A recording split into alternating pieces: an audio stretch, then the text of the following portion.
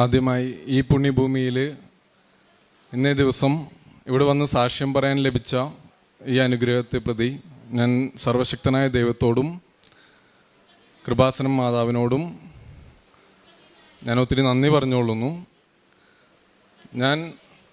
എൻ്റെ പേര് ദിബിൻ ദേവസി. ഞാൻ വരുന്നത് UK നിന്നാണ്. എൻ്റെ നാട്ടിലെ സ്ഥലം കാലടി, എടനാട്, ഇടവകയാണ്. ഇന്നിവിടെ സാക്ഷ്യം പറയാനായിട്ട് ആദ്യമായി എനിക്ക് പറയാനുള്ളത് 2017 ഞാൻ വിദേശത്ത് നിന്ന് വെക്കേഷൻ വരുമ്പോൾ എൻ്റെ ഫാമിലിയായിട്ട് വരുമ്പോൾ എൻ്റെ വൈഫ് എന്നോട് പറഞ്ഞു, കൃപാസനം എന്ന് പറഞ്ഞൊരു സ്ഥലമുണ്ട്, അവിടെ നമുക്ക് പോകണം. അന്ന് എനിക്ക് ആദ്യത്തെ കുട്ടി ജനിച്ചിരിക്കുന്ന സമയമാണ്. അപ്പോൾ ഞാൻ എൻ്റെ വൈഫിനോട് ആദ്യമായിട്ട് പറഞ്ഞത് ഇനി ഏതൊക്കെ സ്ഥലങ്ങളുണ്ടെന്നാണ് ചോദിച്ചത്. കാരണം നാട്ടിൽ വന്നു കഴിഞ്ഞാൽ ആകെ 10-28 ദിവസം ഉണ്ടാവുള്ളൂ. അതിൽ തന്നെ പകുതി ദിവസവും അവളുടെ നേർച്ചകൾക്ക് ഓരോ സ്ഥലങ്ങളിലേക്കുള്ള ഓട്ടമാണ്. അപ്പോൾ ഞാൻ വൈഫിനോട് പറഞ്ഞു, നമുക്ക് പോവാം, പക്ഷേ നീ ഒരുപാട് എന്നെ നിർബന്ധിക്കരുത് ഒരു കാര്യങ്ങൾക്കെന്ന് പറഞ്ഞു. കാരണം വൈഫിൻ്റെ അമ്മ അവിടെ ഉണ്ട്, അമ്മ ഒറ്റയ്ക്കാണ്. അപ്പോൾ അമ്മ എല്ലാ സ്ഥലങ്ങളിലും പ്രാർത്ഥനയ്ക്ക് പോകും. അപ്പോൾ ഞാൻ വൈഫിനോട് പറയും, അമ്മ ഒറ്റയ്ക്കാണ്, അമ്മയ്ക്ക് ഇഷ്ടം പോലെ സമയമുണ്ട്, അമ്മയ്ക്ക് പ്രാർത്ഥനകൾക്കായിട്ട് ഓരോ സ്ഥലങ്ങളിൽ പോകാൻ പറ്റും, പ്രാർത്ഥിക്കാൻ പറ്റും. പക്ഷെ നമുക്ക് അതേപോലെ അല്ലല്ലോ. അതിനനുസരിച്ച് നീ അമ്മയുടെ വർത്തമാനം കേട്ട് നമ്മൾ വെക്കേഷൻ വരുമ്പോൾ ഓരോ സ്ഥലങ്ങളിലേക്കും എന്നെയും കൂടി അതിലേക്ക് കൊണ്ടുപോകരുതെന്ന് പറയും. പക്ഷെ അങ്ങനെ 2017 ഇവിടെ വന്നു. ആ സമയത്ത് ആദ്യമായിട്ട് ഞാൻ ഈ ഭാഗത്തേക്ക് ആദ്യമായിട്ടായിരുന്നു വന്നത്. അപ്പോൾ ആദ്യമായിട്ട് വരുമ്പോൾ തന്നെ അവിടെ അച്ഛൻ ക്ലാസ് എടുത്തുകൊണ്ടിരിക്കേണ്ടായിരുന്നു. കുറച്ചു നേരം കേട്ടു. എനിക്ക് അച്ഛൻ്റെ സംഭാഷണ ശൈലിയും കാര്യങ്ങളൊന്നും അത്രയ്ക്കും ഇഷ്ടപ്പെട്ടില്ല. കാരണം ഇഷ്ടപ്പെടാതെയാണല്ലോ ഞാൻ വന്നത്. അതിനുശേഷം ഇവിടെ വന്നിരുന്നു. അപ്പോൾ ഞാൻ വൈഫിനോട് പറഞ്ഞു, നീ പെട്ടെന്ന് കാര്യങ്ങളൊക്കെ തീർത്ത് പ്രാർത്ഥിക്കാനുണ്ടെങ്കിൽ വേഗം പ്രാർത്ഥിച്ചിട്ട് വരണം. ഞാൻ എന്നിട്ട് അവസാനം ആ മൂലയ്ക്ക് അവിടെ ചെയറിലിരിക്കായിരുന്നു. ഇതിന് ശേഷം ഞങ്ങൾ വെക്കേഷൻ കഴിഞ്ഞ് തിരിച്ചു പോയപ്പോൾ ഞാൻ വൈഫിനോട് അത്ര ഹാപ്പി ആയിരുന്നില്ല. ഇതിന് ശേഷം 2019 വെക്കേഷൻ വന്നപ്പോഴും ഞാൻ വന്നു. അന്ന് എൻ്റെ കൂടെ രണ്ടാമത്തെ കുട്ടിയുണ്ട്. 2020 ഞാൻ വിദേശത്തായിരുന്നല്ലോ എന്ന് പറഞ്ഞല്ലോ. അപ്പോൾ 2019 വരുമ്പോൾ രണ്ടാമത്തെ കുട്ടിയും ജനിച്ചു. വേറെ കോംപ്ലിക്കേഷൻസ് ഒന്നുമില്ല. പക്ഷേ മൂന്നാമത്തെ കുട്ടി ജനിക്കുമ്പോൾ എൻ്റെ ആഗ്രഹം, എൻ്റെ ജോലി എന്ന് പറയുന്നത് ആദ്യത്തെ ഒരു 7 വർഷം ഞാൻ ദുബായ് ആൻഡ് അബുദാബി ആയിരുന്നു. അപ്പോൾ അവിടെ ഒരു ഹോട്ടലിൽ ആണ് വർക്ക് ചെയ്തത്. അപ്പോൾ അവിടെ നിന്ന് പിന്നെ ഒരു എയർലൈനിലേക്ക് ക്യാബിൻ ക്രൂ ഇൻചാർജായിട്ട് മാറി, അതിലേക്ക് ജോലിക്ക് കയറി. അപ്പോൾ ഇതിലൊക്കെ ലൈഫ് എന്ന് പറയുന്നത് എപ്പോഴും ഒരു അടിച്ചുപൊളിയായിരുന്നു. അടിച്ചുപൊളി എന്ന് പറഞ്ഞാൽ തീരെ ഞാൻ പ്രാർത്ഥിക്കും, പള്ളിയിൽ പോകും, എല്ലാം ചെയ്യും. അങ്ങനെ തെറ്റായിട്ടുള്ളൊരു കാര്യങ്ങളും ചെയ്യുന്നില്ലെങ്കിൽ കൂടി നമ്മൾ ഈ അമ്മമാരുടെ പ്രാർത്ഥനയുടെ ആ ഒരു നമ്മൾ ആ സമയത്തൊന്നും ഒരു അപ്പനായിട്ടില്ല, അത്രയും മെച്യൂർഡായിട്ടില്ല. അപ്പോൾ അത്രയും ഓരോരുത്തരും കണ്ണീരൊഴുക്കി പ്രാർത്ഥിക്കുമ്പോഴും അതിൻ്റെ ആ ഒരു വലിപ്പം എനിക്കറിയില്ലായിരുന്നു, അതിൻ്റെ ഒരു ആഴം അറിയില്ലായിരുന്നു. ഓരോരോ ആവശ്യങ്ങൾക്ക് ഇപ്പോൾ നമ്മുടെ കുടുംബത്തിൽ മക്കളായിട്ട് IELTS പഠിക്കണമെന്നോ ജോലിക്ക് അന്വേഷിക്കുമ്പോൾ ഒക്കെ മാതാപിതാക്കളായിരിക്കും മക്കളെക്കാളും ഇരട്ടിയായിട്ട് പ്രാർത്ഥിക്കണേ. അപ്പോൾ ഇതെല്ലാം കഴിഞ്ഞ് 2020 എൻ്റെ ജോലി നഷ്ടപ്പെട്ടു. അപ്പോൾ ആ നഷ്ടപ്പെടുന്ന സമയത്ത് എനിക്ക് കാര്യമായൊന്നും തോന്നിയില്ല ഉള്ളിൽ. കാരണം എൻ്റെ കൂട്ടുകാരും നാട്ടിലേക്ക് വന്നില്ല. പക്ഷെ ഞാൻ പാട്ടും പാടി നാട്ടിലേക്ക് വന്നു. കാരണം എൻ്റെ ആഗ്രഹം കുടുംബത്തോടുകൂടി ഒന്ന് നിൽക്കണമെന്നായിരുന്നു. മൂന്നാമത് കുട്ടി ജനിച്ചത് 2020 ഓഗസ്റ്റിലാണ്. കൊറോണ സമയത്തായിരുന്നു. അപ്പോൾ ഒത്തിരി കോംപ്ലിക്കേറ്റഡ് ആയിരുന്നു. അപ്പോഴാണ് ഞാൻ പ്രാർത്ഥനയിലേക്ക് ഒത്തിരി ആഗ്രഹിച്ച് വൈഫിൻ്റെ എന്താണ് കൃപാസനം, ആ ബുക്കുകളൊക്കെ എടുത്ത് പയ്യെ നോക്കി വായിച്ചു. അതിനുശേഷം നാട്ടിൽ വന്നതിന് ശേഷം ഇവിടെ വന്നു, പ്രാർത്ഥിച്ചു. പക്ഷെ അന്ന് എൻ്റെ പ്രാർത്ഥനയിൽ വ്യത്യാസം വന്നു. അന്നിവിടെ വരുന്നത് എന്തിനാണെന്ന് എനിക്ക് മനസ്സിലാക്കാനുള്ളൊരു ആരംഭമായിരുന്നു അത്. പക്ഷെ വന്ന് ഒരു മാസം, രണ്ടാമത്തെ മാസം തന്നെ വിദേശത്തേക്ക് പോകാനുള്ള അടുത്ത വഴികൾ നോക്കി വെച്ചിരുന്നു. 2022 ആദ്യം വൈഫും തൊട്ട് പുറകെ ഞാനും വിദേശത്തേക്ക് പോകുന്നു. അവിടെ ചെന്ന് ജോലി അന്വേഷിക്കുന്നു. പെട്ടെന്ന് ജോലി കിട്ടുന്നു. അപ്പോഴൊക്കെ എന്നിലുള്ള ഞാൻ എന്ന ഭാവം, ഓവർ കോൺഫിഡൻസ്, അത് എന്നിൽ വർദ്ധിക്കാൻ തുടങ്ങി. കാരണം എവിടെ ജോലി അപ്ലൈ ചെയ്താലും എനിക്കത് കിട്ടാൻ തുടങ്ങി.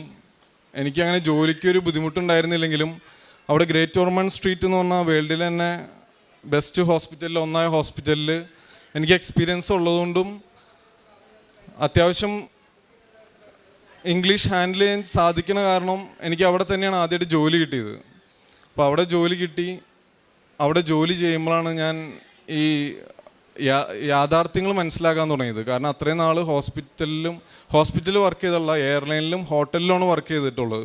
അന്നാണ് പ്രാർത്ഥനയിലേക്ക് ശരിക്കും ഓരോ കുട്ടികളും അനുഭവിക്കണ ഓരോരോ ബുദ്ധിമുട്ടുകൾ, അവരുടെ രോഗങ്ങൾ, ഇതെല്ലാം കണ്ടപ്പോഴാണ് ഇതിൻ്റെ വലിപ്പം, യാഥാർത്ഥ്യ ജീവിതം എന്താണെന്നും യാഥാർത്ഥ്യം എന്താണെന്നും എനിക്ക് മനസ്സിലായത്.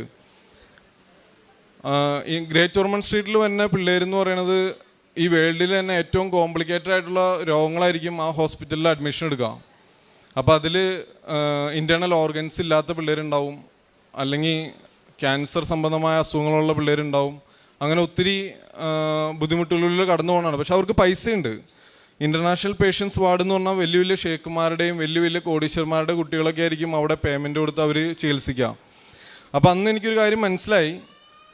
ഒരു കാലത്ത് പൈസയാണ് എല്ലാം, അല്ലെങ്കിൽ പൈസ ഉണ്ടെങ്കിലാണ്, ഇന്നും നമ്മൾ വിശ്വസിക്കുന്നത് പൈസ ഉണ്ടെങ്കിലേ കാര്യങ്ങൾ നടക്കുകയുള്ളൂ, പൈസ വേണം. പക്ഷെ ആ ഒരു ഹോസ്പിറ്റലിലെ റൂമിൽ അവരെല്ലാം പൈസക്കാരാ, പക്ഷെ അവരുടെ ഉള്ള ഒരു പിഞ്ചോമന എന്ന് പറയണത് അവർക്ക് ആറ്റുനോറ്റിരുന്ന് കിട്ടിയതായിരിക്കും. പക്ഷേ ആ കുട്ടികളിൽ നിന്ന് എടുത്ത് താലോലിക്കാനോ അവരുടെ കൂടെ ഓടിക്കളിക്കാനോ മാതാപിതാക്കൾക്ക് സാധിക്കാത്തൊരവസ്ഥ എന്നെ ഒത്തിരിയധികം ചിന്തിപ്പിച്ചു. ഇനി അങ്ങോട്ട് മുന്നോട്ടാണ് ഈ ഹെൽത്ത് കെയറിൽ തന്നെ ജോലി ചെയ്യണമെന്നും ഒരാഗ്രഹം എന്നിൽ വന്നു. ഇതിന് ശേഷം ഈ സാക്ഷ്യം പറയുന്ന മെയിൻ സാക്ഷ്യങ്ങൾ എന്തെന്ന് ചോദിച്ചാൽ, ഇതിന് ശേഷം ഒരു ദിവസം എൻ്റെ കുട്ടിക്ക്, രണ്ടാമത്തെ കുട്ടിക്ക് 40 ഡിഗ്രി പനി. അന്നേ ദിവസമാണ് എൻ്റെ ചേച്ചി മിഡ്ലാൻഡ്സിൽ, മാഞ്ചസ്റ്ററിൽ നിന്നും എൻ്റെ വീട്ടിലേക്ക്, ലണ്ടനിലേക്ക് ജസ്റ്റ് ഒരു വിസിറ്റിന് വരാണ്. 2 വർഷത്തെ എൻ്റെ ചേച്ചി എന്നെ കാണാൻ വന്നതാണ് ഒറ്റയ്ക്ക്. അതും എൻ്റെ ചേച്ചി ഒത്തിരി ദൈവത്തിൽ ആശ്രയിക്കുന്ന, പ്രാർത്ഥിക്കുന്ന, മുടങ്ങാതെ കുർബാന കാണാൻ ശ്രമിക്കുന്ന ഒരു വ്യക്തിയാണ്. എൻ്റെ ചേച്ചി എന്നെ കാണാൻ വന്ന ദിവസം രാത്രി 8:30 വരെ ഞങ്ങൾ കുക്ക് ചെയ്യണു, സംസാരിക്കണു, എല്ലാം ചെയ്തെങ്കിലും രാത്രി ഒരു 9 മണിയായപ്പോൾ എൻ്റെ കുട്ടിക്ക് 40 ഡിഗ്രി പനി.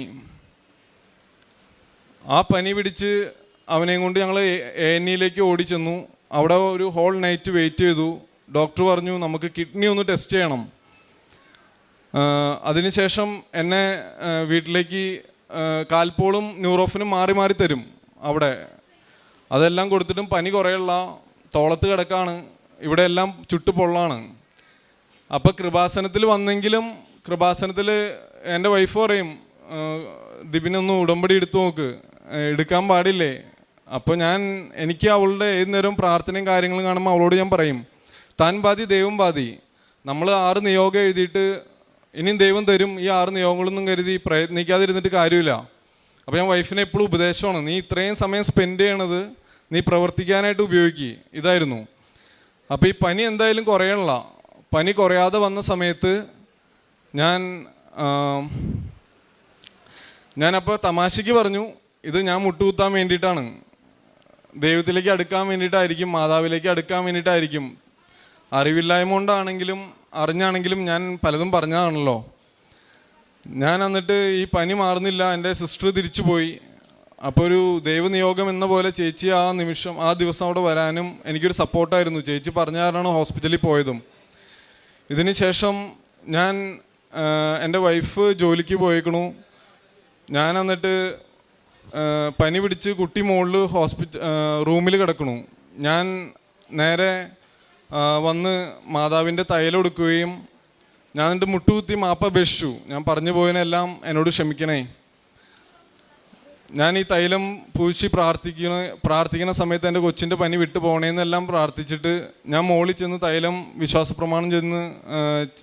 വിശ്വാസപ്രമാണം ചൊല്ലി തൈലം പുരട്ടുമ്പോൾ അതിനുശേഷം ഞാൻ ടെമ്പറേച്ചർ നോക്കുമ്പോൾ എൻ്റെ കുട്ടിക്ക് 36 ടെമ്പറേച്ചർ കണ്ടത്. ആ നിമിഷം തന്നെ ആ പനി വിട്ടുപോയി. അതെനിക്കൊരു അനുഭവമായിരുന്നു. അങ്ങനെ ഞാൻ ഓൺലൈൻ ഉടമ്പടി എടുക്കുകയാണ്. ഞങ്ങൾ അവിടെ നിന്ന് വീട് ഷിഫ്റ്റ് ചെയ്യാൻ നോക്കുന്നു. ഒത്തിരി ദൂരയിലേക്ക് 2.5 മണിക്കൂർ യാത്ര ചെയ്യണം. അവിടേക്ക് ഷിഫ്റ്റ് ചെയ്യണേക്കാളും മുമ്പ് നമുക്ക് ആദ്യമായി വേണ്ടത് ഒരു അക്കോമഡേഷനാണ്. നല്ലൊരു ഭവനം വേണം, സമാധാനവും സന്തോഷമായിട്ട് താമസിക്കാൻ പറ്റിയൊരു ഭവനം. പക്ഷേ അവിടെ എൻ്റെ ചേച്ചി പറഞ്ഞു, റെൻറ്റിന് വീട് കിട്ടാൻ ഭയങ്കര ബുദ്ധിമുട്ടാണ്, അവർ ഒത്തിരി അന്വേഷിച്ചൊന്നും കിട്ടുന്നില്ല. ഞാൻ പ്രാർത്ഥിച്ചു. ഓൺലൈൻ ഉടമ്പടിയിൽ എൻ്റെ ആവശ്യം എന്തൊക്കെയാണോ ഞാൻ ആഗ്രഹിച്ചത് അതെല്ലാം എഴുതി. അങ്ങനെ ഒരു വീട് ഓൺലൈൻ കണ്ടു. എൻ്റെ ചേച്ചി പോയി ആ ഭവനം നോക്കി.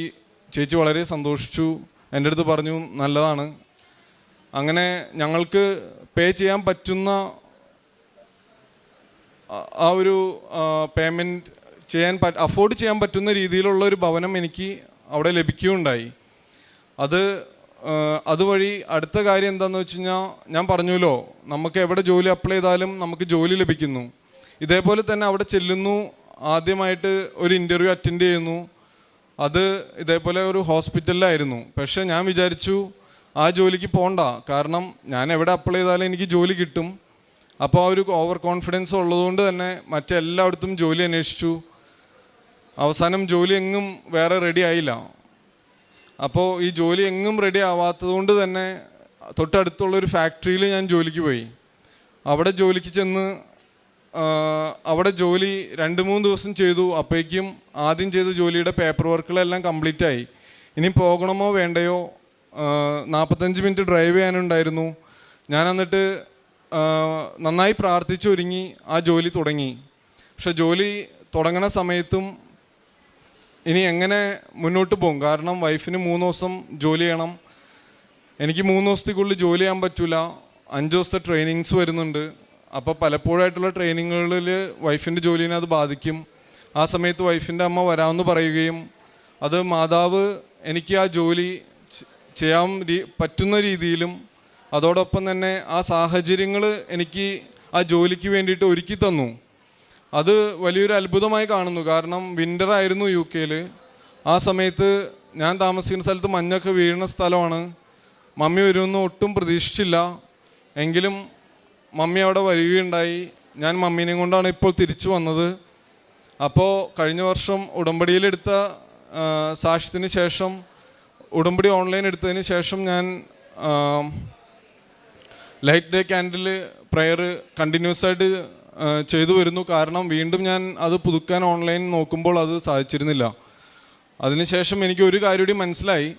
നമ്മൾ വെറുതെ ഇരുന്നിട്ട് ഓൺലൈനിൽ ഉടമ്പടി എന്നാൽ ഓൺലൈൻ ചെയ്തേക്കാം എന്ന് കരുതി വെറുതെ നമ്മൾ ഓൺലൈനിൽ 6 നിയമങ്ങൾ ടൈപ്പ് ചെയ്ത് സബ്മിറ്റ് ആവില്ല എന്ന് എനിക്ക് മനസ്സിലായി. എപ്പോഴൊക്കെയാണോ ലൈറ്റ് ഡേ ക്യാൻഡിൽ പ്രെയറും ഒരു പ്രാവശ്യം ഓൺലൈൻ ഉടമ്പടി എടുത്തിട്ടുള്ളെങ്കിൽ കൂടിയും അതെടുക്കുന്ന സമയത്ത് നന്നായിട്ട് പ്രാർത്ഥിച്ച് കുമ്പസാരിച്ച് ഒരുങ്ങിയിട്ടല്ലാതെ എനിക്കത് എടുക്കാൻ സാധിച്ചിട്ടുണ്ടായിരുന്നില്ല. ഇതിനുശേഷം അപ്പോൾ ജോലി സെറ്റായി, കുട്ടിയുടെ പനി മാറി, അവിടെ ചെന്ന് വീട് കിട്ടി. ഇതിന് ശേഷം എന്താ സംഭവിച്ചെന്ന് വെച്ച് കഴിഞ്ഞാൽ, എനിക്ക് ബോഡി പെയിൻ ആ സമയത്ത് ഈ ഫാക്ടറിയിൽ ജോലിക്ക് പോയ 2-3 ദിവസം ചെയ്തു. അപ്പോൾ എനിക്ക് ബോഡി പെയിൻ വന്നു, വെയിറ്റ് എടുക്കേണ്ട വന്നു. ഞാനപ്പോൾ ആ ജോലി വേണ്ടെന്ന് വെച്ചു. കാരണം എനിക്ക് അടുത്ത ജോലി പിറ്റത്തെ ആഴ്ച തന്നെ ജോയിൻ ചെയ്യണമായിരുന്നു. പക്ഷെ എന്താണെന്ന് അറിയണമായിരുന്നു, അതിനാണ് പോയത്. പക്ഷേ ഈ ബോഡി പെയിൻ വന്ന് അടുത്തുള്ള GP പോയിട്ട് ഞാൻ കാര്യങ്ങളൊക്കെ തമാശ രൂപേണ പറയാണ്. അപ്പോൾ GP എല്ലാം കേട്ടിട്ട് ബ്ലഡ് ടെസ്റ്റ് ചെയ്യണമെന്ന് പറഞ്ഞു. ബ്ലഡ് ടെസ്റ്റ് ചെയ്ത സമയത്ത് ഈ ബ്ലഡ് ടെസ്റ്റിൻ്റെ റിസൾട്ട് വന്നപ്പോൾ ആ തമാശയെല്ലാം മാറി. കാരണം GP വിളിച്ചിട്ട് എൻ്റെ അടുത്ത് വളരെ ഫ്രണ്ട്ലി ആയിട്ട് പറയാണ്, ഹായ് ദിബിൻ, എനിക്ക് തോന്നുന്നത് ബ്ലഡ് ക്യാൻസർ ആയിട്ടാണ് തോന്നണേ. അപ്പോൾ നമുക്ക് വേണമെങ്കിൽ അടുത്ത റെഫറൻസ് നമുക്ക് ഹീമറ്റോളജിയിലേക്ക് ചെയ്യാമെന്ന്. അപ്പോൾ ഷോപ്പിംഗ് സെൻ്റർ ആയിരുന്നു എൻ്റെ അടുത്ത് വളരെ തമാശ രൂപേണ. വൈഫ് കൂടെ ഉണ്ട്. GP എൻ്റെ അടുത്ത് പറഞ്ഞു, എനിക്ക് തോന്നുന്നത് ബ്ലഡ് ക്യാൻസർ ആണ് ദിബിൻ, അങ്ങനെയാണ് തോന്നണേ നിൻ്റെ റിസൾട്ട് കണ്ടിട്ടെന്ന്. അത് ആ സമയത്ത് എനിക്ക് പെട്ടെന്ന് അത് ഉൾക്കൊള്ളാൻ സാധിച്ചില്ല. കാരണം നമ്മൾ ഇവിടെ വരുമ്പോഴും എവിടെ പോകുമ്പോഴും നമ്മൾ കേട്ടിട്ടുണ്ട് മറ്റൊരാൾക്ക് ആക്സിഡൻ്റ് ഉണ്ടായി, മറ്റൊരാൾക്ക് ബ്ലഡ് ക്യാൻസർ വന്നു, മറ്റൊരാൾക്ക് അത് സംഭവിച്ചു, ഇത് സംഭവിച്ചു, ബുദ്ധിമുട്ടുകളാണ്. അപ്പോഴൊക്കെ ചിലപ്പോൾ ചിലർ പറയായിരിക്കും പ്രാർത്ഥിക്കാം. പക്ഷേ ഇത് അവനവന് വരുമ്പോഴാണ് ഇതിൻ്റെ ഒരു ഡെപ്ത്, ഇത് എത്രത്തോളം ആഴത്തിലുള്ള കേസുകളാണെന്ന് മനസ്സിലാവണത്. ഇതിനിപ്പോൾ ഒരു ക്യാൻസർ വന്നം എന്ന് കേൾക്കണമെന്നില്ല, ഒരു തലവേദന ആയിക്കോട്ടെ, വന്നവനാണ് അതിൻ്റെ ബുദ്ധിമുട്ട് അറിയുള്ളൂ, അല്ലേ? അപ്പോൾ ഞാൻ ആ നിമിഷം അത് പെട്ടെന്ന് ഉൾക്കൊണ്ടില്ലെങ്കിലും വീട്ടിൽ ചെന്ന് അതൊരു ആഴ്ച എടുത്തു എനിക്കൊന്ന്. കാരണം 2-3 വീക്സോളം ഉണ്ട് എനിക്ക് അടുത്ത അപ്പോയിൻമെൻറ്റ്. ഞാനത് വൈഫിനോട് പറഞ്ഞു. പക്ഷെ അവൾ പ്രാർത്ഥിക്കണോണ്ടും എപ്പോഴും ഈ പ്രാർത്ഥിക്കണോണ്ടാണെന്നും അറിയില്ല, അവളോട് എന്തെങ്കിലും പറഞ്ഞാൽ അവൾ പെട്ടെന്ന് അങ്ങനെ കരയണതോ അങ്ങനെ തകരണതോ ആയിട്ട് ഞാൻ കണ്ടിട്ടില്ല. കരയാണെങ്കിൽ എൻ്റെ മുമ്പിൽ കരയില്ല, മാതാവിനോടെ കരയുള്ളൂ, മാതാവിൻ്റെ അടുത്ത് പ്രാർത്ഥിച്ചിട്ടേ കരയുള്ളൂ. അങ്ങനെ ശരി, ഞാൻ സമ്മതിച്ചു. ഓക്കെ, ഇതാണ് ദൈവത്തിൻ്റെ ഹിതങ്ങി നടക്കട്ടെ, കാരണം എനിക്കിതൊന്നും ചെയ്യാനില്ലല്ലോ. അപ്പോൾ നമുക്ക് ഇതിൻ്റെ ട്രീറ്റ്മെൻറ്റോ കാര്യങ്ങളോ അങ്ങനെയാണെന്ന് വെച്ച് കഴിഞ്ഞാൽ മുന്നോട്ട് പോകാം. അപ്പോൾ എനിക്കറിയാം എൻ്റെ ഒരു ആൻറ്റിക്ക് ഇത് വന്ന് ഇതല്ല വന്നതാണ്, പക്ഷേ ഇതേപോലെ ഒരു അസുഖം വന്നിട്ട് വളരെ കോൺഫിഡൻറ്റോടുകൂടി ആൻറ്റി എൻ്റെ അടുത്ത് പറഞ്ഞു, ദിബിനെ ഇതെല്ലാം ദൈവത്തിൻ്റെ കയ്യിലാണ്. അപ്പോൾ ഞാനും വിചാരിച്ചു, ദൈവം, എൻ്റെ അമ്മ എപ്പോഴും പറയും, ദൈവം അറിയാതെയും അനുവദിക്കാതെയും നിൻ്റെ ജീവിതത്തിൽ ഒന്നും സംഭവിക്കില്ല എന്ന്. അപ്പോൾ ഈ കഴിഞ്ഞ 1.5 വർഷമായിട്ട് എന്നും എൻ്റെ മനസ്സിൽ ഇതിങ്ങനെ വന്നുകൊണ്ടിരിക്കും, ദൈവം അറിയാതെയും അനുവദിക്കാതെയും നിൻ്റെ ജീവിതത്തിൽ ഒന്നും തന്നെ സംഭവിക്കില്ല. ഇത് എപ്പോഴും നമ്മളിങ്ങനെ ഇത് 1.5 വർഷമായിട്ട് എൻ്റെ ഉള്ളിൽ ഇങ്ങനെ എപ്പോഴും ഞാൻ പറഞ്ഞുകൊണ്ടിരിക്കുന്ന ഒരു കാര്യമാണ്. അങ്ങനെ ഇതിൻ്റെ റിസൾട്ട് വന്നു. ഞാൻ ഹെമറ്റോളജിയിൽ ഡോക്ടറെ കാണാൻ പോയി. അവിടെ ചെന്നിരുന്നപ്പോഴാണ് എനിക്ക് അതിൻ്റെ കുറച്ചുകൂടി ആഴം മനസ്സിലായത്. എല്ലാവരും ഒരു 55 വയസ്സിന് മേലെ പ്രായമുള്ളവരാണ്, മിക്കവർക്കും മുടിയൊന്നുമില്ല. അപ്പോൾ തൊട്ടവിടെ ഒരു വിഗിൻ്റെ കടയുണ്ട്. അപ്പോഴാണ് ഞാൻ ശരിക്കും പറഞ്ഞാൽ പിള്ളേരെ കുറിച്ചും അതിൻ്റെ ഒരു റിയാലിറ്റിയിലേക്ക് കടന്നോ, ദൈവമേ ഒരു ചാൻസ് പ്ലീസ്, അങ്ങനെ ചിന്തിച്ചത്. പക്ഷെ ഡോക്ടറെ കണ്ടു. ഡോക്ടർ പറഞ്ഞു, നമുക്ക് ബ്ലഡ് ടെസ്റ്റ് ഇപ്പോൾ തന്നെ ചെയ്യണം, നീ സ്പെഷ്യൽ പാത്ത് വേക്കടെ വന്നുകൊണ്ടാണ് നിനക്ക് പെട്ടെന്ന് നിനക്ക് കാണാൻ സാധിച്ചത്. അന്ന് നമുക്കിതിൻ്റെ പെട്ടെന്ന് തന്നെ ഇതിൻ്റെ റിസൾട്ട് നോക്കിയിട്ട് ഒരു തീരുമാനം പറയാമെന്ന് പറഞ്ഞു.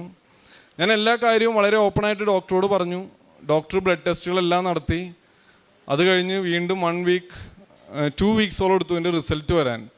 അപ്പോൾ റിസൾട്ടിൽ പറയണത് എന്താണെന്ന് വെച്ച് കഴിഞ്ഞാൽ ഡോക്ടർ സൈൻ ഓഫ് ചെയ്തു. എന്നിട്ട് പറഞ്ഞു, നമുക്ക് വൈറ്റമിൻ ഡി അല്ലെങ്കിൽ അത്തരത്തിലുള്ള ഒരു ടെസ്റ്റുകളൂടി നടത്താം, നിനക്ക് ക്യാൻസറിൻ്റേതായിട്ടുള്ള ഒരു ലക്ഷണങ്ങളും അല്ലെങ്കിൽ അതിൻ്റേതായിട്ട് സ്ഥിരീകരിക്കാവുന്ന ഒരു കാരണങ്ങളും ഇല്ല എന്നാണ് അതിൽ പറയണത്. അപ്പോൾ അത് ആ സമയത്ത് അറിയാലോ, എല്ലാവരെ പോലെ കൂടെ നമ്മൾ ദൈവത്തോട് ഏറ്റവും കൂടുതൽ ചേരണ സമയമാണ് നമുക്ക് ബുദ്ധിമുട്ടുകൾ വരുമ്പോൾ. ആ ബുദ്ധിമുട്ടുകളുടെ കാലം കഴിയുമ്പോൾ നമ്മൾ വീണ്ടും കംഫർട്ട് സോണിലേക്ക് പോകും, പിന്നെ പേരിന് മാത്രമായി മാറും. അപ്പോൾ എൻ്റെ ഈ സാക്ഷ്യത്തിൽ എനിക്ക് തോന്നുന്നു ഏറ്റവും വലിയൊരു സാക്ഷ്യമാണ് അത്. കാരണം അതിലൂടെ കടന്നു പോയവർക്കറിയാം അതിൻ്റെ വലിപ്പം എത്രമാത്രമാണെന്ന്. ഇതിന് ശേഷം അതല്ലെന്ന് സ്ഥിരീകരിച്ചു. അപ്പോൾ എൻ്റെ ഞാൻ കാറിനെ കുറിച്ച് പറഞ്ഞിരുന്നില്ല. അപ്പോൾ കാറ് എനിക്ക് മാറ്റണമെന്നുണ്ടായിരുന്നു എൻ്റെ കാറ്. അപ്പോൾ ഈ കാറെന്ന് പറയുന്നത് ഒരു 20 ഇയേഴ്സോളം പഴക്കമുള്ള ഒരു കാറാണ്. എങ്കിലും നല്ല കാറാണെങ്കിലും അതിൻ്റെ ഓട്ടോമാറ്റിക് ആയതുകൊണ്ട് തന്നെ ആ ഗിയറുകളുടെ ഷിഫ്റ്റിങ്ങും കാര്യങ്ങളെല്ലാം പ്രോപ്പറായിട്ട് മാറുന്നുണ്ടായിരുന്നില്ല. അപ്പോൾ ഞാൻ മനസ്സിൽ പറഞ്ഞു, ഓൺലൈൻ ഈ ലൈറ്റ് ഡേ ക്യാൻഡിലിൽ ഞാൻ മെൻഷൻ ചെയ്തിരുന്നു, എനിക്ക് നല്ലൊരു കാറ് വേണം മാതാവേ. പക്ഷേ എൻ്റെ ഇപ്പോൾ ഉള്ള വണ്ടി എനിക്ക് മറ്റൊരാൾക്ക് കൊടുക്കാൻ എനിക്ക് മനസ്സ് വരുന്നില്ല, മറ്റൊരാൾ ഉപയോഗിക്കണമെന്നും ഞാൻ ആഗ്രഹിക്കുന്നില്ല. കാരണം ചെറിയൊരു വണ്ടി, അത് പഴക്കം ചെന്ന വണ്ടി വാങ്ങിക്കുന്നത് തീർച്ചയായിട്ടും ഒരുപാട് സാലറിയോ അല്ലെങ്കിൽ അതിന് മാത്രം സാമ്പത്തികമുള്ള ഒരാളായിരിക്കില്ല. പക്ഷെ ആ വണ്ടി മനസ്സറിഞ്ഞ് എനിക്കൊരാളും വാങ്ങിക്കണമെന്ന് ആഗ്രഹിക്കാത്തത് കൊണ്ട് ഞാൻ മാതാവിനോട് പറഞ്ഞു, ഇതിന് ഒരു വഴി നീ കാട്ടി തന്നെ ഈ വണ്ടിയൊന്നും മാറ്റാൻ. ഞാൻ ഡ്യൂട്ടിക്ക് പോകായിരുന്നു. ഒരു സിഗ്നലിൻ്റെ നടുക്ക് എത്തിക്കഴിഞ്ഞപ്പോൾ പെട്ടെന്ന് റൈറ്റിൽ നിന്ന് ഒരു കാറ് വന്ന് ഒറ്റയിടി. അന്നേ വരെ ആക്സിഡൻറ്റ് എന്താണെന്ന് ഞാൻ കണ്ടിട്ടില്ല, പക്ഷെ കേട്ടിട്ടുണ്ട്. അതിൻ്റെ വലിപ്പം അറിയില്ലായിരുന്നു. ആ പിന്നീടുണ്ടായ അരമണിക്കൂർ ഞാൻ അവിടെ ഇരുന്ന് ഉരുകായിരുന്നു. പക്ഷെ ഞാൻ അവിടെ പറഞ്ഞൊരു കാര്യം, അവിടെ ആക്സിഡൻറ്റുകൾ സംഭവിക്കുമ്പോൾ നമ്മൾ പോലീസിനെ വിളിക്കുകയോ അവിടെ സഹായിക്കാൻ റോട്ടിലൂടെ ആൾക്കാർ വന്ന് സഹായിക്കുകയോ അല്ല, നമ്മൾ ഇൻഷുറൻസിനെ നേരിട്ട് വിളിക്കുകയാണ് ചെയ്യണേ. ഞാൻ പറഞ്ഞു, എൻ്റെ മാതാവേ, എനിക്ക് എൻ്റെ കാര്യങ്ങളെല്ലാം നടത്തി തന്നെ സംഭവിച്ചു. ആ ഇടിച്ച ആൾ വന്ന് ഡോറ് നോക്ക് ചെയ്തിട്ട് തുറക്കാൻ പറ്റുന്നില്ല. അപ്പുറത്തെ സൈഡിൽ വന്ന് എനിക്ക് എഴുതി തന്നിട്ട് എൻ്റെ അടുത്ത് പറഞ്ഞു, നീ ഇൻഷുറൻസിന് വിളിച്ചാൽ മതി. അവിടുന്ന് അങ്ങോട്ടുള്ള എല്ലാ കാര്യങ്ങളും 3-ാമത്തെ ദിവസം എനിക്ക് എൻ്റെ കാറിൻ്റെ പേയ്മെൻറ്റ് കിട്ടി. ഞാൻ അറിയാവുന്ന എൻ്റെ കൂട്ടുകാരോട് പറഞ്ഞു, എൻ്റെ ആ കാറിന് കിട്ടാവുന്നതിനേക്കാളും കൂടുതൽ മാർക്കറ്റ് വാല്യൂ അവിടെ കിട്ടി. അങ്ങനെ ഞാനും എൻ്റെ വൈഫും മനസ്സിൽ ഒട്ടും തന്നെ ചിന്തിക്കാത്ത ഒരു കാറ് ഓടിപ്പോയി വാങ്ങിക്കുകയും ആ ആക്സിഡൻറ്റ് വഴി കിട്ടിയത് ഏറ്റവും വലുത് മാതാവിൻ്റെ സംരക്ഷണമാണ്. അത് ഞാൻ ഉറച്ചു വിശ്വസിക്കുന്നു. മാതാവിനോട് അല്ലെങ്കിൽ ഈശോനോട് നമ്മൾ മാതാവിനോട് ഉടമ്പടി, ലൈറ്റ് ഡേ ക്യാൻഡിൽ പ്രയർ, നിരന്തരമുള്ള പ്രാർത്ഥന, ഇതെല്ലാം വഴി ആണ് എനിക്ക് ആ സംരക്ഷണം കിട്ടിയതെന്ന് ഉറച്ച് വിശ്വസിക്കുന്നു. അതിനുശേഷം ഞാൻ പോയി വാങ്ങിച്ച കാറ് ഒരു ബ്ലൂ കളറായിരുന്നു. അപ്പം മമ്മി വീട്ടിലുണ്ടായിരുന്നു. മമ്മി പറഞ്ഞു, ദിബിനെ, അന്ന് ആദ്യമായിട്ട് ഇവിടെ വന്നിട്ട് എല്ലാവരും തള്ളി പറഞ്ഞു പോയ ഞാൻ പിന്നെ മാതാവിൽ വിശ്വസിക്കുന്ന പറഞ്ഞ് മമ്മി പറഞ്ഞു, ഇത് ബ്ലൂ കളർ നിനക്ക് മാതാവ് തന്നിട്ടുള്ള വണ്ടി തന്നെയാണ്. കാരണം എൻ്റെ ലിസ്റ്റിലേ ഇല്ല അങ്ങനെ ഒരു കാറ് വാങ്ങിക്കണമെന്ന്. പക്ഷേ കാറ് കണ്ട എല്ലാവരും പറഞ്ഞു അത് നല്ലൊരു കാറാണ്. തീർച്ചയായിട്ടും ഇതിൽ ദൈവിക ഇടപെടലുണ്ടായി ഈ ഒരു ട്രാൻസാക്ഷൻ, ഈ ഒരു കാര്യങ്ങളെല്ലാം നടന്നതിൽ. ഞാൻ പലരും ഇവിടെ വന്നിട്ട് ഇപ്പോൾ അവിടെ ഇവിടെയൊക്കെ നിൽക്കണം കണ്ടപ്പോൾ ഞാൻ മനസ്സിലാലോചിച്ചു, ദൈവമേ, ആരെങ്കിലും ഇവിടെ സ്വന്തം മക്കളുടെ കൂടെ ഒരു കൂട്ടിന് വന്നതായിട്ടോ, അല്ലെങ്കിൽ ജസ്റ്റ് കൃപാസനത്തിൽ എത്തിക്കാൻ വേണ്ടി കൂടെ വന്നതായിട്ടോ, അതല്ലെങ്കിൽ ഭാര്യ നിർബന്ധിച്ചു ഇവിടെ വന്നു, ഇവിടെ കണ്ടു, തിരിച്ചു പോയി. അപ്പം ഈ രീതിയിൽ ആരെങ്കിലും ഉണ്ടെങ്കിൽ തന്നെ അവരൊരു രീതിയിലും ഭയപ്പെടണ്ട. കാരണം ഈ അച്ഛൻ, ഞാൻ ആദ്യമായ ദിവസം ഇവിടെ വന്നപ്പോൾ അച്ഛൻ്റെ ഈ ഇവിടുത്തെ സാക്ഷ്യങ്ങളിലും അച്ഛൻ സംസാരിക്കുന്നതിലൊക്കെ ഒരു കാര്യം പറയുന്നുണ്ട്, ഒരു ദൈവവിളി ഇല്ലാതെ ഒരിക്കലും ഒരാൾക്കും ഈ പുണ്യഭൂമിയിൽ കാല് ചവിട്ടാൻ സാധിക്കില്ല എന്ന്. അപ്പോൾ അത് എൻ്റെ ഒരു സാക്ഷ്യം വഴി ഞാനത് വീണ്ടും പറയാണ്. നിങ്ങൾ എവിടെ ഉറങ്ങിക്കിടന്നാലും ഈ പുണ്യഭൂമിയിൽ എത്ര സംശയിച്ച് കാല് ചവിട്ടിയാലും പൈസയും ആരോഗ്യവും ഉള്ളപ്പോൾ ഇവിടെ വന്ന് കാഴ്ചക്കാരനെ പോലെ എല്ലാം കണ്ട് കാഴ്ചക്കാരനെ പോലെ തിരിച്ചു പോയാൽ പോലും പേടിക്കണ്ട. ഇവിടെ വന്നിട്ടുണ്ടെങ്കിൽ അവിടെ മാതാവ് നിങ്ങളെ സ്നേഹിക്കുന്നുണ്ട്. അവിടെ ഈശോൻ്റെയും തിരുരക്തത്തിൻ്റെയും വിശുദ്ധ കുരിശിൻ്റെയും ഒരു സംരക്ഷണം നിങ്ങളിലുണ്ട്. അത് തീർച്ചയായിട്ടും എൻ്റെ ഈ സാക്ഷ്യത്തിലൂടെ ഇവിടെ നിന്ന് എനിക്കിത് പറയാൻ സാധിക്കും. പിന്നെ ഇന്നിവിടെ സാക്ഷ്യം പറയാൻ വന്നപ്പോൾ തന്നെ എനിക്കൊരു ഡൗട്ട് ഉണ്ടായിരുന്നു, എനിക്ക് സാക്ഷ്യം പറയാൻ പറ്റുമോ ഇല്ലയോ എന്ന്. സിസ്റ്ററിനും ഒരു ചെറിയ ഡൗട്ട് തുടക്കത്തിലുണ്ടായി. പക്ഷേ ഞാൻ ഇവിടെ സാക്ഷ്യം പറയണമെന്നുള്ളതും ഇവിടെ ഈ ആൾത്താരയിൽ ഞാൻ മൈക്ക് പിടിച്ച് നിൽക്കും എന്നുള്ളതും എനിക്ക് ഉറപ്പായിരുന്നു. കാരണം ഞാനിവിടെ ഈ സാക്ഷ്യം പറയും, ഞാൻ ഈ ലൈഫിലൂടെ എല്ലാം ഇവിടെ വന്നിട്ടുള്ള അനുഭവങ്ങളിലൂടെ കടന്നു പോയപ്പോൾ എനിക്ക് മനസ്സിലായി, എന്നെ ഇതിലൂടെ എല്ലാം ദൈവം നടത്തിക്കൊണ്ട് പോയത് മാതാവിൻ്റെ ഒരു പ്രത്യേക ദൈവത്തിൻ്റെ പദ്ധതിയാണ്. കാരണം ഇവിടെ ഇന്ന് മയക്കം പിടിച്ച് ഈ നിമിഷം ഇവിടെ നിൽക്കണം എന്നുള്ളതിന് ഒരു പ്രത്യേക പദ്ധതി ഉണ്ട്. അത് ഞാൻ ഉറച്ച് വിശ്വസിക്കുന്നു. കാരണം ഇന്നിവിടെ വരുമ്പോൾ വിദേശത്തു നിന്ന് തന്നെ ഓസ്ട്രേലിയയിൽ നിന്നുള്ള എൻ്റെ കൂട്ടുകാരനായിട്ട് വന്നതാണ്. അപ്പോൾ അവനും ഇതേപോലെ 2-3 ദിവസം കൂടി നാട്ടിലുള്ളൂ, ഞാനും 2-3 ദിവസം കൂടി ഉള്ളൂ. അപ്പോൾ അവൻ്റെ അടുത്ത് ഞാൻ പറഞ്ഞു, ഞാൻ നിന്നെ വിളിക്കണത് കൃപാസനം എന്ന് പറഞ്ഞ സ്ഥലത്തേക്ക് പോകാനാണ്, നീ ഒരു ദിവസം എടുത്തോളൂ, ആലോചിച്ചോളൂ. പക്ഷെ മനസ്സില്ലാതെ ഞാൻ വിളിച്ചതിൻ്റെ പേരിൽ നീ വണ്ടി എടുത്ത് വെറുതെ എൻ്റെ കൂടെ ഒരു കമ്പനിക്ക് വേണ്ടി വരണ്ട. കാരണം ഇവിടെ എന്താണ് നടക്കണമെന്നും ഇവിടുത്തെ സിസ്റ്റം എന്താണെന്നും എല്ലാം നന്നായി എനിക്ക് മനസ്സിലായി. ആദ്യം ഇവിടെ വന്ന് ഒന്നും ഇഷ്ടപ്പെടാതെ അന്നാ ഫേസ്ബുക്കിൽ വഴിയും യൂട്യൂബ് വഴിയും ഷെയർ ചെയ്തോളൂ എന്ന് എപ്പോഴും അച്ഛൻ പറയുമ്പോഴും അല്ലെങ്കിൽ ആരെങ്കിലും പറയുമ്പോൾ ഞാൻ ചിന്തിക്കും, എത്രയോ നല്ല പരിപാടിയാ. കാരണം ഈ ഷെയറിങ് കൂട്ടാനും കണ്ടൻറ് ക്രിയേഷനും പൈസ ഉണ്ടാക്കാനും വേണ്ടിയിട്ടാണോ എന്ന് അന്ന് തുടക്കകാലത്ത് ഞാൻ സംശയിച്ചു പോയി. എന്നെപ്പോലെ ഒത്തിരി യൂത്തായിട്ടുള്ള ഒത്തിരി പേര് ഇങ്ങനെ ചിന്തിക്കുന്നവരുണ്ടെന്ന് എനിക്ക് ഉറപ്പാണ്. കാരണം 4 പേര് കൂടുന്നിടത്ത് ഒരിടയ്ക്ക് കൃപാസനത്തെക്കുറിച്ച് കുറ്റം പറയായിരുന്നു. അപ്പോൾ ആരെങ്കിലും പറയാണ്, കൃപാസനത്തിൽ തന്നെ പോകണമെന്നില്ല, ഇതേപോലെ എന്തോരം സ്ഥലങ്ങളുണ്ട്, ചെകുത്താൻ വരെ അത്ഭുതങ്ങൾ പ്രവർത്തിക്കും. അപ്പം ഞാനും പറയും, ശരിയാ, ചെകുത്താനും വരെ അത്ഭുതങ്ങൾ പ്രവർത്തിക്കും, അതിന് കൃപാസനത്തിൽ ഇപ്പോൾ അത്ഭുതങ്ങൾ നടക്കുന്നത് ഇതുകൊണ്ടായിരിക്കണമെന്നില്ലല്ലോ എന്നെല്ലാം പറഞ്ഞ് ഞാനും സപ്പോർട്ട് ചെയ്യായിരുന്നു. പക്ഷേ പിന്നീട് എനിക്ക് മനസ്സിലായി, ചിലപ്പോൾ എൻ്റെ അപ്പച്ചൻ പറഞ്ഞിട്ടുണ്ട്, നിനക്ക് പിള്ളേരുണ്ടാവുമ്പോഴാണ് ആ പിള്ളേർ വഴി ഓരോ കാര്യങ്ങൾ നമുക്ക് മനസ്സിലാവുള്ളൂ എന്നുള്ളത്. അപ്പോൾ പ്രായത്തിൻ്റെ ഒരു പ്രശ്നം എവിടേക്കോ ഉണ്ട് നമ്മളിൽ. പിന്നെ നാടെന്ന് പറയുന്നത് ഒരു കംഫർട്ട് സോണാണ്. ഈ നാട്ടിൽ നമുക്ക് ഒന്നും വേണ്ട, ഇവിടെ വന്ന് നമുക്ക് അപ്പച്ചൻ്റെ അമ്മച്ചിയുണ്ട്, സഹോദരങ്ങളുണ്ട്, നമുക്ക് നല്ല അന്തരീക്ഷമുണ്ട്. പക്ഷെ നമ്മൾ വിദേശത്തേക്ക് പോയി കഴിഞ്ഞാൽ, ഇവിടെ ഒത്തിരി പേര് ഇരിക്കുന്നുണ്ടാവും, പ്രാർത്ഥിക്കുന്നുണ്ടാവും വിദേശത്തേക്ക് പോകാൻ. പക്ഷെ വിദേശത്തേക്ക് പോയി കഴിഞ്ഞാൽ നമ്മുടെ പ്രാർത്ഥനാ ജീവിതം ഒത്തിരി വർദ്ധിക്കും. കാരണം ഇവിടെ നമുക്കൊരു വിഷമം വരുമ്പോൾ നമ്മുടെ അമ്മ പള്ളിയിലേക്ക് ഓടും, ധ്യാനകേന്ദ്രങ്ങളിലേക്ക് ഓടും. പക്ഷെ കുട്ടികൾ എത്ര പേര് ധ്യാനകേന്ദ്രങ്ങളിലേക്ക് ഓടുന്നവരുണ്ടാവും? കാരണം അവർക്ക് ജീവിതാനുഭവം കുറവാണ്. ഈ ജീവിതാനുഭവം ഉണ്ടാവണ എപ്പോഴാണെന്ന് വെച്ച് കഴിഞ്ഞാൽ, നമ്മളായി ഒരു രാജ്യത്ത് പോയിട്ട് സ്വന്തമായിട്ട് ജീവിക്കാൻ ശ്രമിക്കുമ്പോൾ, ഒരു കുടുംബം പടുത്തുയർത്താൻ ശ്രമിക്കുമ്പോഴാണ് ഒരു കുടുംബം ഉയർത്തുന്നതിൻ്റെ വിഷമവും വേദനയും അതിൻ്റെ പ്രയാസങ്ങളും ആ സമയത്ത് നമ്മൾ തിരിച്ചറിയും. നമ്മുടെ അപ്പനില്ല, അമ്മയില്ല, ആരുമില്ല. ആരാ ഉള്ളത്? നമ്മുടെ റൂമിൽ വെച്ചിരിക്കുന്ന കുരിശുമേൽ തൂങ്ങിക്കിടക്കുന്ന നമ്മുടെ ഈശോ, മാതാവ്, ഇതൊക്കെയാണ് നമുക്കുള്ളത് കൂട്ട്. അപ്പോൾ നമ്മുടെ വിശ്വാസം വർദ്ധിക്കും. മറ്റാരോടും പറഞ്ഞ് നമ്മുടെ വിഷമങ്ങൾ ഷെയർ ചെയ്ത് നടന്നൊരു സമയമുണ്ടാവും.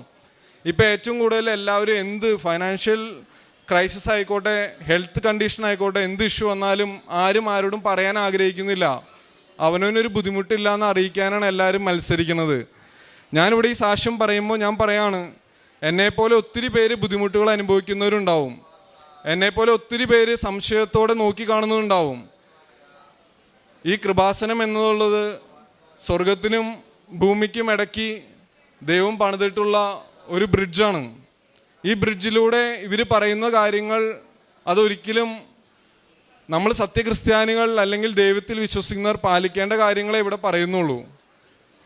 അതുകൊണ്ട് തന്നെ തീർച്ചയായിട്ടും ഈ കൃപാസനത്തിൽ വന്നിട്ടുള്ള ഒരാൾ പോലും എല്ലാം ഉൾക്കൊള്ളാൻ സാധിച്ചില്ലെങ്കിൽ പോലും ഒരു ദൈവവിളി ഇല്ലാതെ ഇവിടെ വരാൻ സാധിക്കില്ല എന്നും അതുവഴി അവരറിയാതെ തന്നെ ഒത്തിരി അനുഗ്രഹങ്ങൾക്കിടെ ഒരു ബണ്ടിലായിട്ടാണ് അവർ ഇവിടുന്ന് തിരിച്ചു പോകുന്നത് എന്ന് ഞാൻ ഉറച്ചു വിശ്വസിക്കുന്നു. ഇവിടെ വന്ന് സാക്ഷ്യം പറയാൻ, അതേപോലെ തന്നെ പ്രേക്ഷിത പ്രവർത്തനങ്ങളായിട്ട് ഞാൻ ചെയ്തത് എന്താണെന്ന് വെച്ചാൽ, നമുക്ക് ഒരു 3 കുട്ടികളായിട്ട് വിദേശത്ത് ജീവിക്കുന്നവർക്കറിയാം സമയത്തിൻ്റെ പരിധി, നമുക്ക് സമയ ലഭ്യത ഒത്തിരി കുറവാണ് മറ്റുള്ള പ്രേക്ഷിത പ്രവർത്തനങ്ങൾക്ക് ഇറങ്ങാൻ. പക്ഷേ ആരെങ്കിലും സങ്കടങ്ങൾ പറയുമ്പോൾ അവരുടെ ആവശ്യങ്ങൾ ജെന്യൂനാണെന്ന് മനസ്സിലാക്കി കഴിഞ്ഞാൽ നമ്മളെക്കൊണ്ടാവാവുന്ന സഹായങ്ങൾ അവർക്ക് ചെയ്യാറുണ്ട്. പിന്നെ ഏതൊരു വ്യക്തിക്കും വളരെ എളുപ്പത്തിൽ ചെയ്യാൻ പറ്റിയൊരു പ്രേക്ഷിത പ്രവർത്തനമാണ് നമ്മുടെ ഫേസ്ബുക്കിലും വാട്സപ്പിലൊക്കെ സ്റ്റാറ്റസ് ഇടാന്നുള്ളതും ഷെയർ ചെയ്യാന്നുള്ളതും വചനം പങ്കുവെക്കുക എന്നുള്ളതും. വചനം പങ്കുവെക്കുന്നത് സ്റ്റാറ്റസായിട്ട് വാട്സപ്പിൽ കണ്ടില്ലെങ്കിൽ എൻ്റെ കൂട്ടുകാർ ചോദിക്കാറുണ്ടായിരുന്നു, ദിബിനെ ഇന്നൊന്നും കണ്ടില്ലല്ലോ, നിൻ്റെ സ്റ്റാറ്റസ് കണ്ടിട്ടാണ് ഞങ്ങൾക്ക് അന്നത്തെ ഒരു എനർജി കിട്ടണേന്ന്. പിന്നെ എല്ലാവരോടും ഞാൻ കൃപാസനത്തെക്കുറിച്ച് സംസാരിക്കാൻ തുടങ്ങി. പലപ്പോഴും എന്നെക്കാളും പ്രായം കുറഞ്ഞിട്ടുള്ളവരുടെയൊക്കെ എല്ലാവരുടെയും പ്രശ്നം, നമ്മൾ ഈ കൃപാസനത്തെക്കുറിച്ചും ദൈവത്തെക്കുറിച്ചൊക്കെ മറ്റുള്ളവരോട് പറയുകയും പള്ളിയിലെ എല്ലാ ദിവസമൊക്കെ പോയി കഴിഞ്ഞാൽ അതൊരു മറ്റുള്ളവരുടെ മുമ്പിലൊരു ചെറിയ കുറച്ചിലായിട്ടാണ് എല്ലാവരും കാണുന്നത്. പക്ഷേ സത്യത്തിൽ പറഞ്ഞാൽ നമ്മുടെ ഓരോരുത്തരുടെയും ജീവിതത്തിൽ ഓരോ അവസ്ഥകൾ വരുമ്പോഴാണ് ഇതിൻ്റെ ആഴം മനസ്സിലാക്കണത്. ആദ്യമേ പള്ളി പോകുമ്പോൾ എന്താണ് കുർബാന എന്നും കുർബാനയിൽ എത്രത്തോളം അതിന് ഡീപ്പായിട്ട് പങ്കെടുക്കണമെന്നും മനസ്സിലാക്കാൻ സാധിക്കാത്തൊരു കാലഘട്ടം എൻ്റെ ജീവിതത്തിലുണ്ടായിരുന്നു. ഉടമ്പടി എടുത്തതിന് ശേഷം പ്രാർത്ഥനയിൽ അതെല്ലാം ശ്രദ്ധിക്കാൻ തുടങ്ങിയതിന് ശേഷവും പാലിക്കാൻ തുടങ്ങിയതിന് ശേഷവും ഓരോ കുർബാനയും അത് മുടക്കരുതെന്നും കുർബാന നടക്കുമ്പോൾ തന്നെ ലഭിക്കുന്ന സമയമനുസരിച്ച് പള്ളിയിൽ പോകാനും പരിശ്രമിക്കാറുണ്ട്, കുമ്പസാരിക്കാറുണ്ട്. ഇത്രയേറെ അനുഗ്രഹങ്ങൾ തന്ന കൃപാസന മാതാവിനും അതോടൊപ്പം തന്നെ സർവശക്തനായ ദൈവത്തിനും 1000 നന്ദി. ഒരു കാര്യം പറയാൻ ഞാൻ വിട്ടുപോയി. ആദ്യമായിട്ട് ഞാൻ വന്നപ്പോൾ ഈ രൂപത്തിൽ നേരിട്ട് വന്ന് എനിക്ക് തൊട്ടുമുത്തി പ്രാർത്ഥിക്കാമായിരുന്നു. അപ്പോൾ ഒരു ചേച്ചി എന്നെ ഇവിടെ പയ്യെ പിടിച്ചൊന്ന് പുഷ് ചെയ്തിട്ട് പറഞ്ഞു, ഒരു ശ്രോസ്നാഭ്യ വെച്ചിട്ട് വേഗം പോകാൻ പറഞ്ഞു. അപ്പോൾ അന്ന് വന്നപ്പോൾ അന്ന് പറഞ്ഞപ്പോൾ, ഇവിടെ വന്ന ആർക്കെങ്കിലും ഒരു അസൗകര്യം ഉണ്ടെങ്കിൽ നിങ്ങളതിൽ വേദനിക്കണ്ട, അതിൽ പരാതി പറയണ്ട. കാരണം ഇത്രയേറെ ജനങ്ങളെ ഇവർ അനുദിനം നിയന്ത്രിക്കുന്നതിൻ്റെ ഭാഗമായിട്ട് ഇവർക്കുള്ളിലൊരു സ്ട്രെസ് ഉണ്ടാവും. അതിൻ്റെ ഒരു ഭാഗമായി കണ്ടാൽ മാത്രം മതി. കാരണം അത് പറയാൻ കാരണം അന്ന് ഞാൻ ഒത്തിരി മിസ്അണ്ടർസ്റ്റാൻഡ് ചെയ്തു. പുറപ്പാടിൻ്റെ പുസ്തകം 25-ാം അധ്യായം 22-ാം തിരുവചനത്തിൽ വാഗ്ദാന പേടകവും വഹിച്ച് കാഹളം മുഴക്കി ജനം മുന്നോട്ട് പോയി. 7-ാം ദിവസം 7 പ്രാവശ്യം ജെറിക്കോ കോട്ട വലം വയ്ക്കുമ്പോൾ ആ കനത്ത കോട്ട നിലം പൊത്തുകയാണ്. ജോഷുവയുടെ പുസ്തകം 6-ാം അധ്യായം 6 മുതലുള്ള തിരുവചനങ്ങളിൽ നമുക്കിത് കാണുവാൻ കഴിയും. ഇവിടെ ദൈവ സാന്നിധ്യത്തിൻ്റെ കരുതലിൻ്റെ തണലിൽ താൻ വന്ന് നിന്നപ്പോൾ തനിക്ക് ആദ്യമൊന്നും മനസ്സിലായില്ല. എല്ലാറ്റിലും താനൊരു നെഗറ്റീവ് ഫീലിങ്സുമായിട്ട് ഇവിടുന്ന് പോയി എന്നാണ് ഡിബിൻ ദേവസി പറഞ്ഞു തുടങ്ങുന്നത്.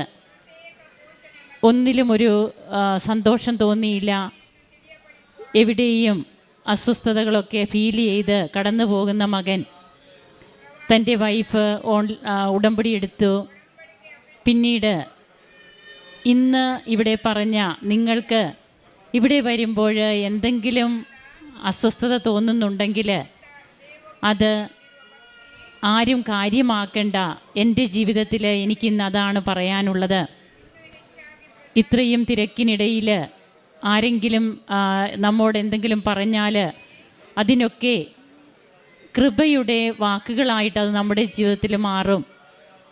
അത് തനിക്ക് അനുഭവപ്പെടുന്നു. തൻ്റെ ഓൺലൈൻ ഉടമ്പടി light a candle prayer request ഇതിൻ്റെ സാക്ഷ്യമാണ് ഡിബിൻ ഇവിടെ പങ്കുവയ്ക്കുക. തനിക്ക് കിട്ടിയ ജോലി പോയിട്ട് പിന്നീട് ജോലി ലഭിക്കുന്നതും വീട് ലഭിക്കുന്നു, വാടക വീട്, അതൊക്കെ കിട്ടാൻ ഒത്തിരിയേറെ റിസ്ക്കുള്ള സ്ഥലം, അവിടെ തനിക്ക് വാടക വീട് ലഭിക്കുന്നു.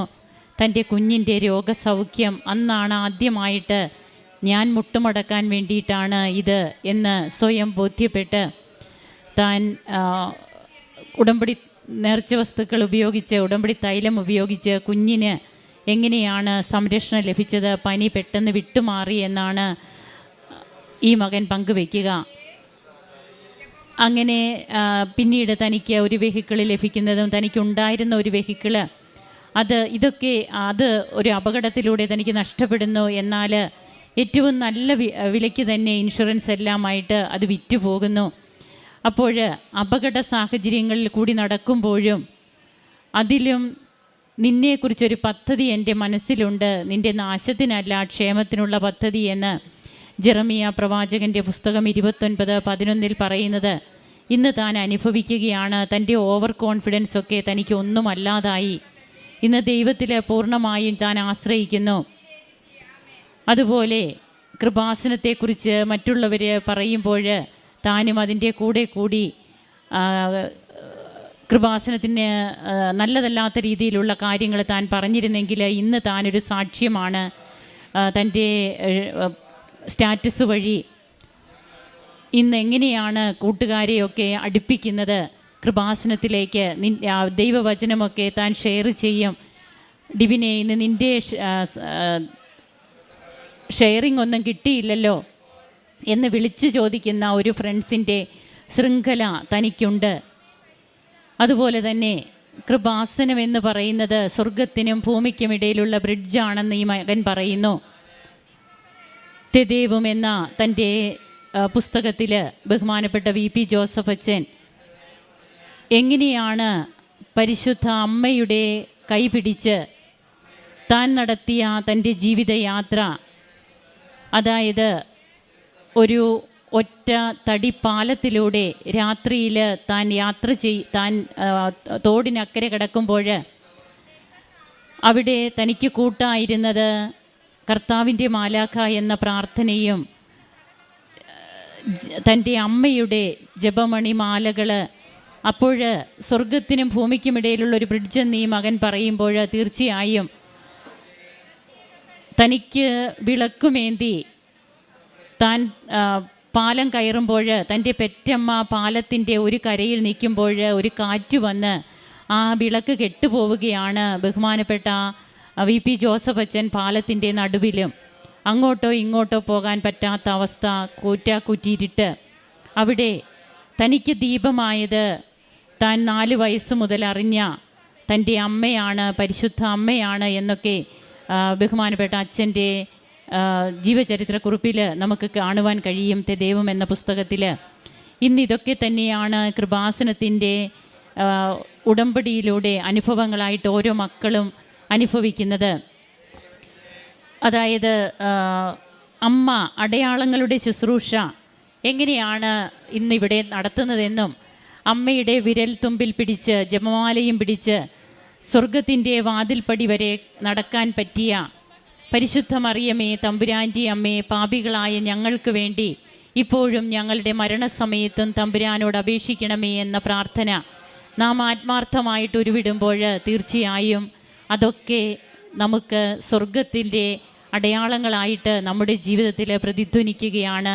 അമ്മ നമ്മുടെ കാവൽക്കാരിയാവുകയാണ്, കൂടെ നടക്കുന്ന വ്യക്തിയാവുകയാണ്, കൂടെ വസിക്കുന്ന ദൈവ സാന്നിധ്യമാണ്. തനിക്ക് ലഭിച്ചതൊക്കെ, അതായത് താൻ ഇന്ന് ഈ രീതിയിൽ താൻ ഇവിടെ ആയത് അത് ദൈവിക ഇടപെടലുകൾ ഒന്നുകൊണ്ട് മാത്രമാണെന്ന് ഈ മകൻ വിശ്വസിക്കുന്നു. അങ്ങനെ ഓൺലൈൻ ഉടമ്പടിയിലൂടെ ലൈറ്റ് എ ക്യാൻഡിൽ പ്രെയർ റിക്വസ്റ്റിലൂടെ തനിക്ക് കിട്ടിയ കൃപകൾക്ക് അതും ഒന്നും കൂടി എടുത്തു പറയുന്നുണ്ട് ഡിബിൻ. ഓൺലൈൻ ഉടമ്പടി ആയാലും നാം എടുക്കുമ്പോൾ നാം വിശുദ്ധിയോടെ അല്ലെങ്കിൽ അത് നമുക്ക് അക്സെപ്റ്റ് ആകില്ല. അതും ഞാൻ എൻ്റെ അനുഭവത്തിൽ നിന്ന് പഠിച്ചു. ഞാൻ കുമ്പസാരിക്കുന്നുണ്ട്, ഇന്ന് വിശുദ്ധ കുർബാന മുടക്കുന്നില്ല, കുമ്പസാരമുണ്ട്. അങ്ങനെ UK-യിലും തൻ്റെ ആത്മീയ ജീവിതത്തിന് തളർച്ച വന്നിട്ടില്ല. താൻ ഓൺലൈൻ ഉടമ്പടി എടുത്തത് മുതൽ, അതുപോലെ തൻ്റെ മാതാപിതാക്കളുടെ പ്രാർത്ഥനയിലൂടെ എന്നൊക്കെ ഈ മകൻ ഇവിടെ പ്രഘോഷിക്കുന്നു. നമുക്ക് കരങ്ങളടിച്ച് ദൈവത്തെ മഹത്വപ്പെടുത്താം. ഈശോയ്ക്കും അമ്മയ്ക്കും നന്ദി പറയാം. യേശുവേ നന്ദി, യേശുവേ സ്തുതി, യേശുവേ ആരാധന.